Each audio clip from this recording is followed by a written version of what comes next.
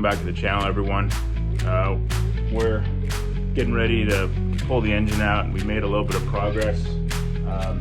Gone through, we got the fan clutch and the fan out of the way. We pulled the starter. What else did we do? Disconnected any other miscellaneous harness plugs or connections that we can find. I think there's still one in the back for the ignition coil rail, which is kind of hard to get to, but I think I can leave that on for now, and once I get the engine moving out of the way, we'll be able to get that a little easier. One of the big things, we got to get the bolts, the hardware that's attached in the transmission. So let's get to it. You got these big nuts and bolts, which I've actually replaced all the hardware with grade 8 flange nuts and bolts, so they might look a little different here. But these should come off pretty easily. Then you got these little self-tapping or sheet metal screws, which just hold this plate on. So I got 3 fasteners down here. Then there's the starter hardware, which is out of the way.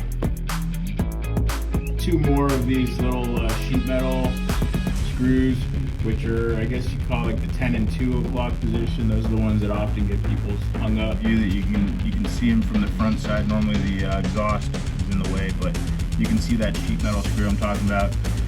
And you can actually see the crank position sensor, and then right next to it is the top of the bell housing. All right, there's top of the bell housing. As you can see, I've got a socket on there with an extension. And that extension goes all the way back behind the trans, just over the transfer case. Yeah, so this is my solution to the top 2 bolts. And again, I replaced them, so I don't have that E-torque socket, but I've got like 3 feet of extension getting all the way up there.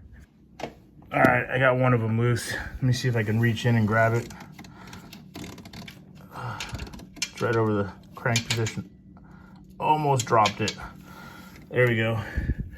That's the top bell housing bolt that I put in previously when I did the trans work.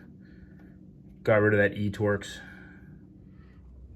All right, the other one's a little trickier because you got all this stuff in the way. You got to fish it between the transfer case and the exhaust. You can see it going all the way up there. All right, cool. That about does it for all the tranny hardware. Let's figure out what we got to do next.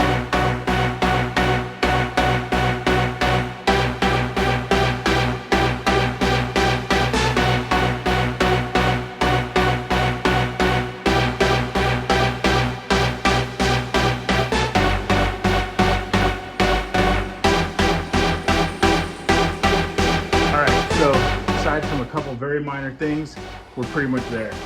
I'm gonna need to go get my cherry picker and an engine stand. Let's go.